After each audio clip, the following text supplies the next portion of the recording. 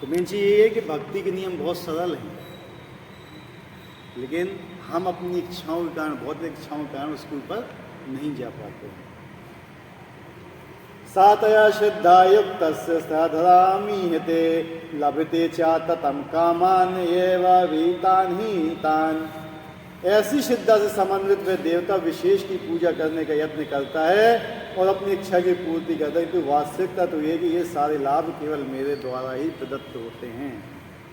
तो इसमें क्या बताना चाहते हैं कि जो भी वो देवता की पूजा करता है उसे जो भी लाभ मिलते हैं वरदान के रूप में, वो भी कौन देता है? भगवान के द्वारा ही प्राप्त होते हैं।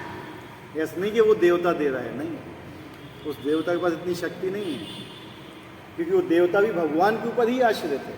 भगवान और देवता में अंतर होता है, बहुत अंतर होता है। जनरली सब कोई देवी देवता को सबसे मानता है। हाँ, वही चीज़ तो गलत होती है ना, कि लोग जानते नहीं हैं कि देवी देवताओं में भगवान में क्या अंतर है।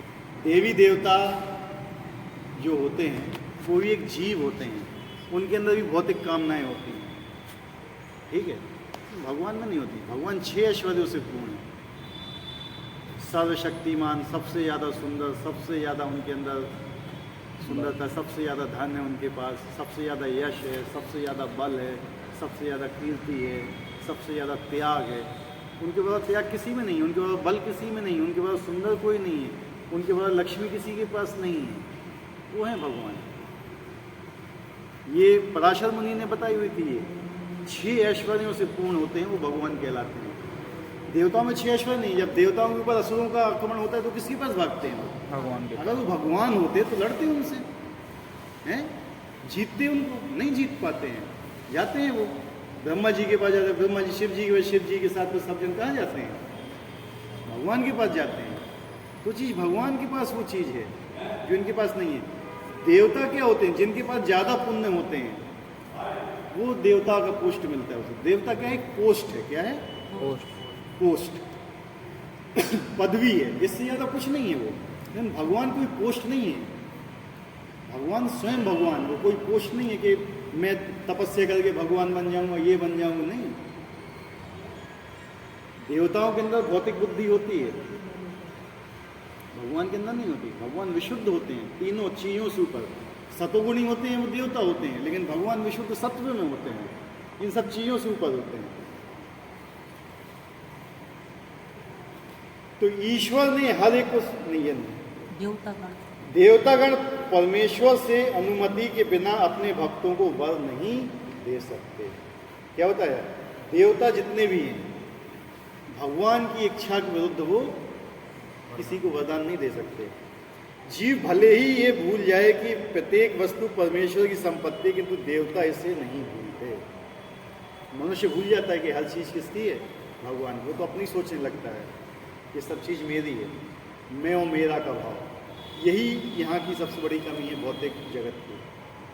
बैकुंठ में क्या होता है? सब कुछ तेरा, क्या लागे मेरा। तो यहाँ पे सब कुछ मेरा, क्या लागे तेरा। ठीक है, उल्टा है बिल्कुल भौतिक जगत।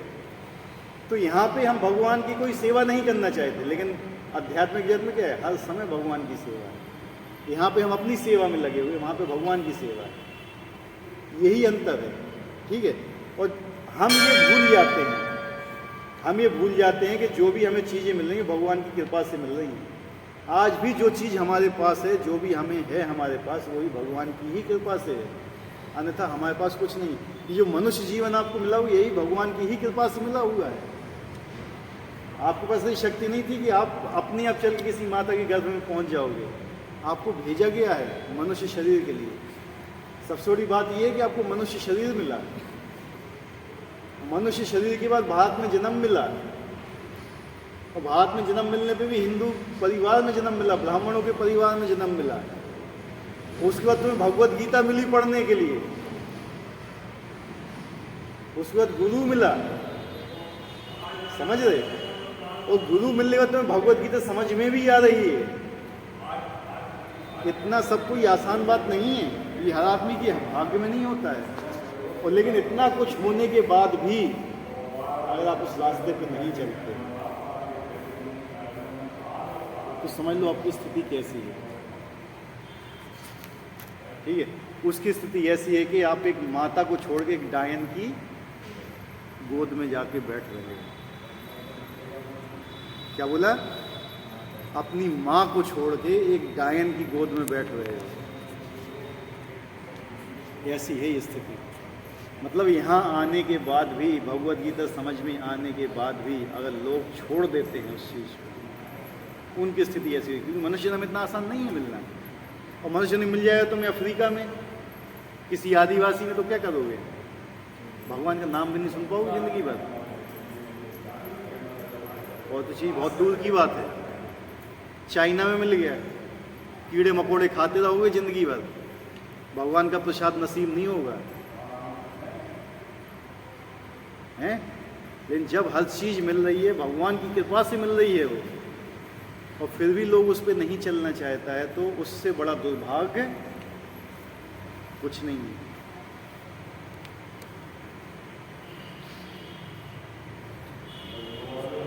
अतः देवताओं की पूजा तथा वांछित फल की प्राप्ति देवताओं के कारण नहीं, अपितु उनके माध्यम से भगवान के कारण होती है। जो भी आपको वरदान मिलते हैं वो देवताओं के द्वारा नहीं मिलते हैं, भगवान के द्वारा ही मिलते हैं। अल्प ज्ञानी जीव इसे नहीं जानते, अतः वे मूर्खतावश देवताओं के पास जाते हैं। अल्प ज्ञानी, जिनके पास बहुत कम बुद्धि होती है, तो भगवान के पास न जाके किसके पास जाते हैं? देवताओं के पास जाते हैं। किंतु शुद्ध भक्त आवश्यकता पड़ने पर परमेश्वर से ही याचना करता है। जो शुद्ध भक्त होता है वो किसी के पास नहीं जाता है, वो केवल भगवान के पास जाएगा। एक जो पत्नी होती है ना, और उसको किसी चीज़ की ज़रूरत होती है तो अपने पति के पास ही जाती है। एक सती स्त्री जो होती है अपने पति के पास ही जाती है, और किसी चीज़ की ज़रूरत होती है वो किसी दूसरे के पास नहीं भागती है, तो मुझे ये दे दो, मुझे वो दे दो, नहीं जाती है। समझ रहे? अगर हमारी स्थिति है, हमें किसी चीज़ की जरूरत है, हम अपने पिता के पास नहीं जा रहे हैं, भगवान के पास नहीं जा रहे हैं, किसी दूसरे के पास जाए तो हम भी व्यभिचारिणी कहलाते हैं। क्या कहलाते हैं? व्यभिचारिणी।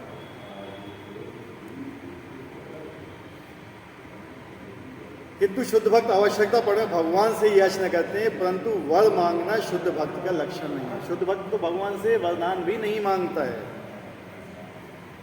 जीव सामान्यतः देवताओं के पास इसलिए जाता है क्योंकि वे अपनी इच्छाओं की पूर्ति के लिए पगलाया रहता है। किसकी पूर्ति के लिए? किस लिए पागल है?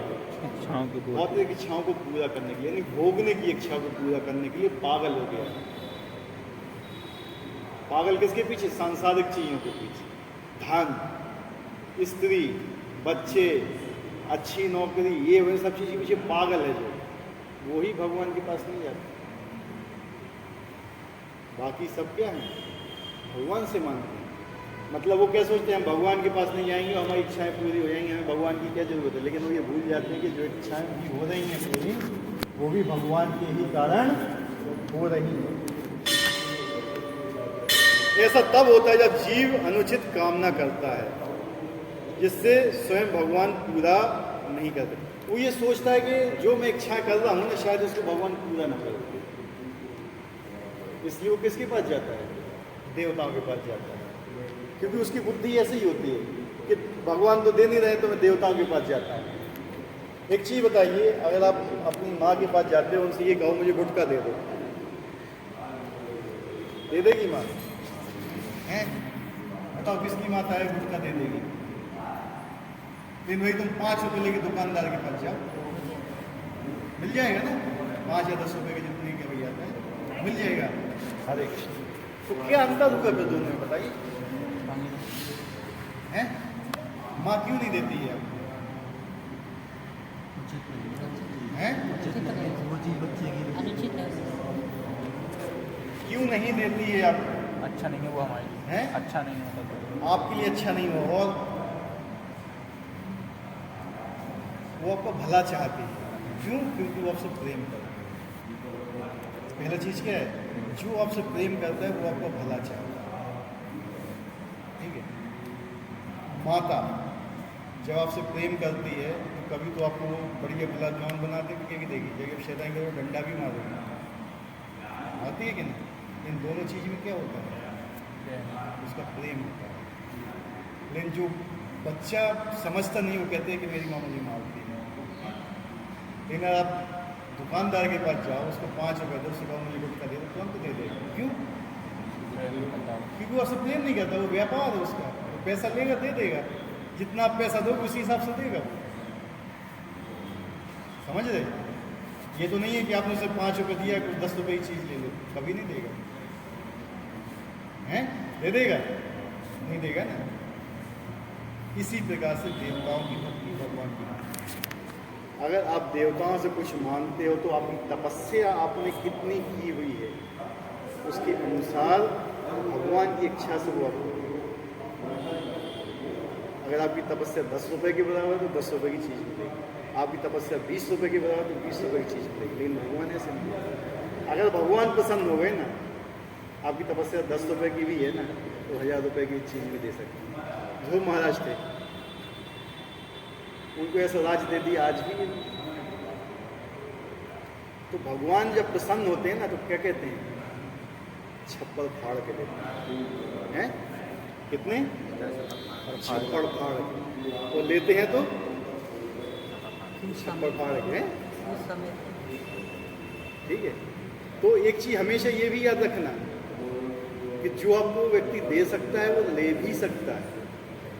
नहीं, अगर आपके पिताजी आपको 100 रुपये दे रहे हैं तो वो ले भी सकते हैं। अगर भगवान आपको आज कुछ चीज़ दे रहे हैं, ले भी सकते हैं। तो ये हमें कभी इसमें गर्वित नहीं होना चाहिए कि आज मेरे पास ज़्यादा बुद्धि है, आज मेरे पास ज़्यादा धन है, मेरे पास ये है, मेरे पास वो है, मेरे पास इतने लोग हैं, ये हैं। इन सब चीज़ से कभी भी गर्वित नहीं होना चाहिए,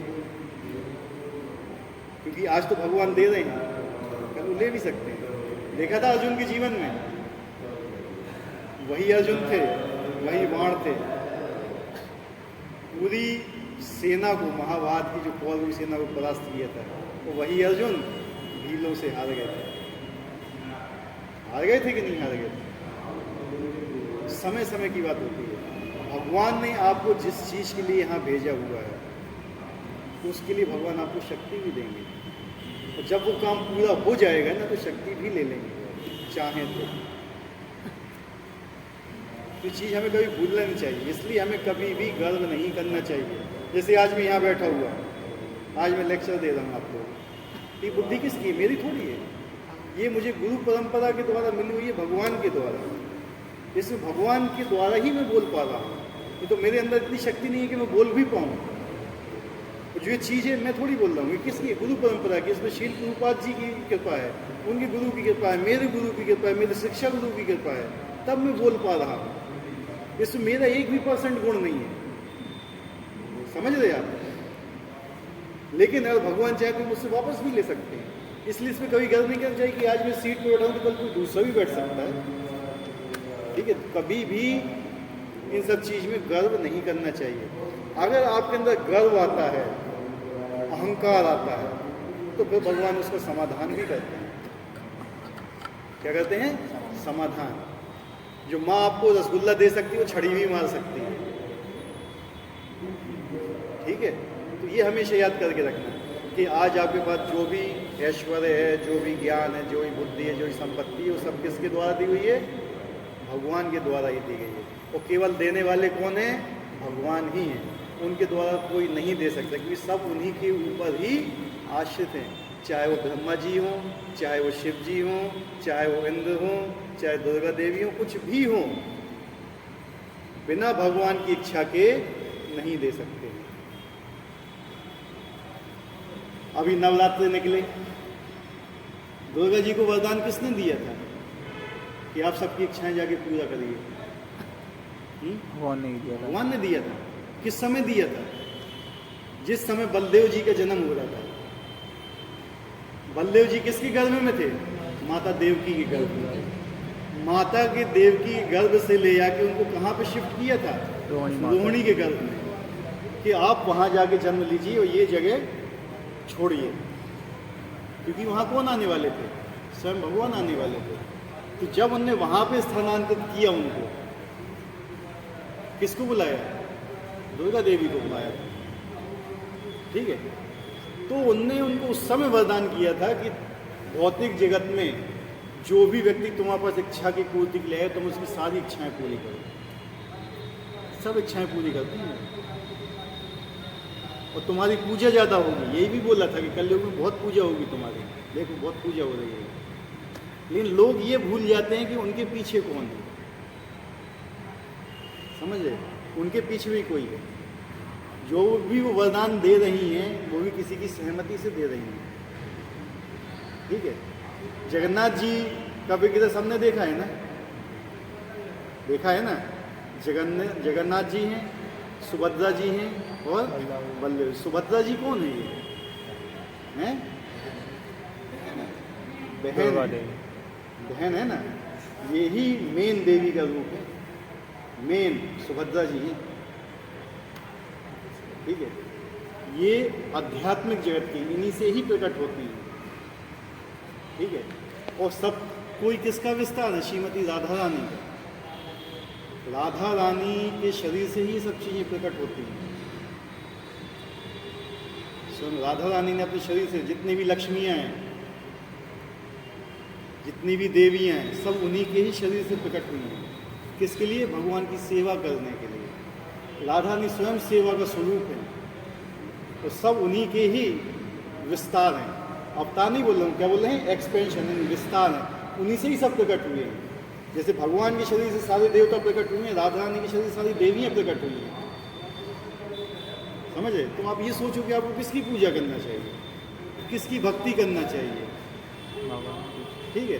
तो यही चीज़ जो व्यक्ति नहीं जानता उसको अल्प बुद्धि वाला बोला जाता है, कि जिनकी बुद्धि भौतिक इच्छाओं के द्वारा हरी जा चुकी है, चोरी कर ली गई है, तो वही देवताओं की शरण में जाते हैं, अन्यथा नहीं जाते। जो बुद्धिमान व्यक्ति होता है भगवान की ही शरण में आता है, उसके अलावा वो कहीं नहीं जाता है।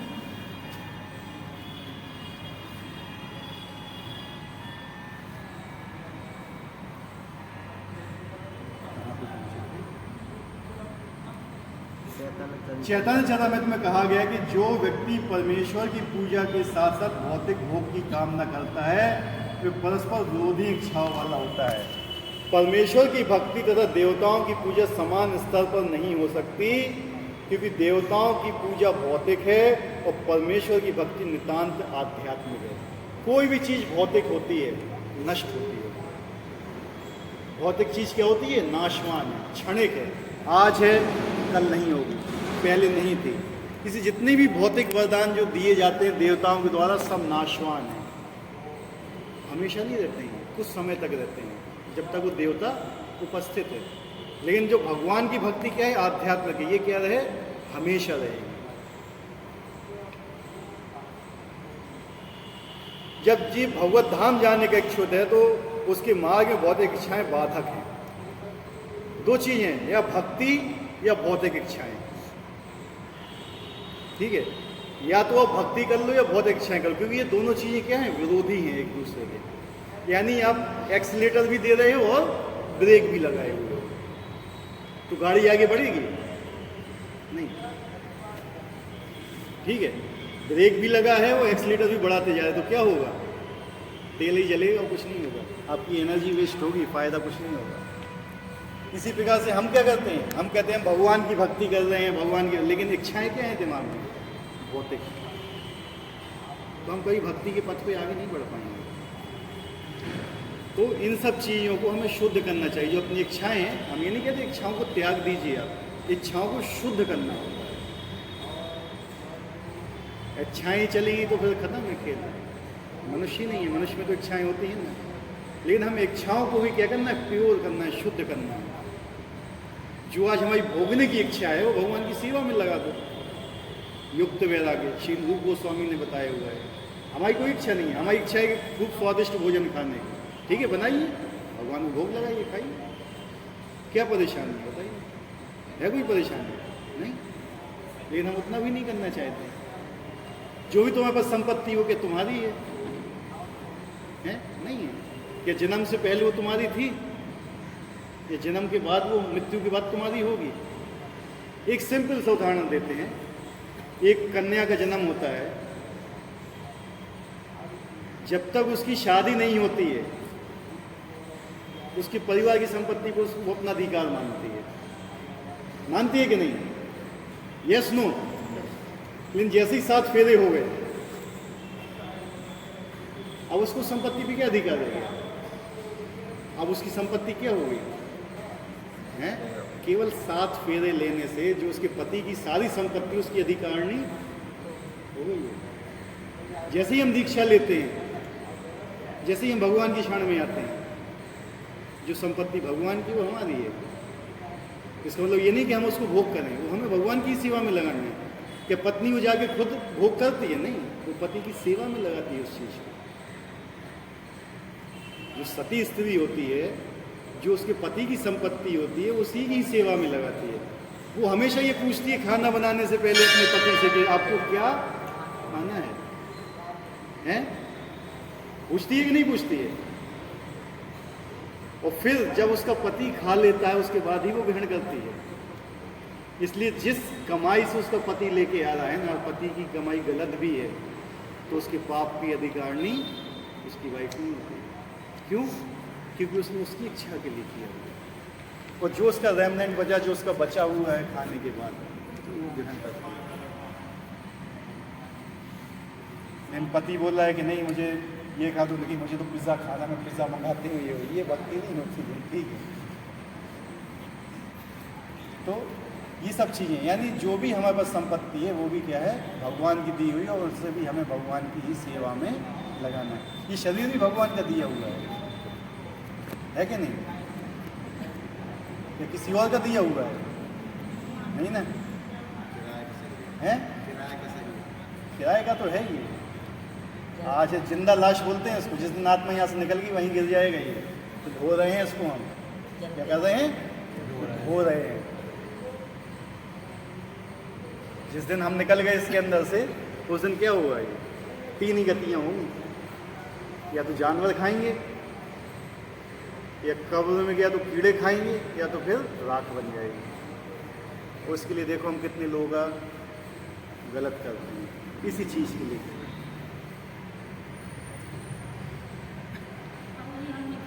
हैं? गलत नहीं करना चाहिए, अच्छी बात है, गलत नहीं करना चाहिए,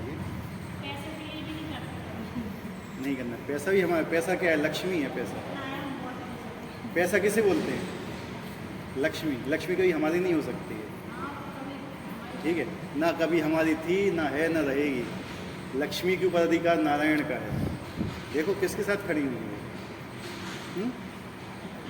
लेकिन एक दीपावली आने वाली है, नारायण की कोई पूजा नहीं करेगा, लक्ष्मी की सब पूजा करेंगे।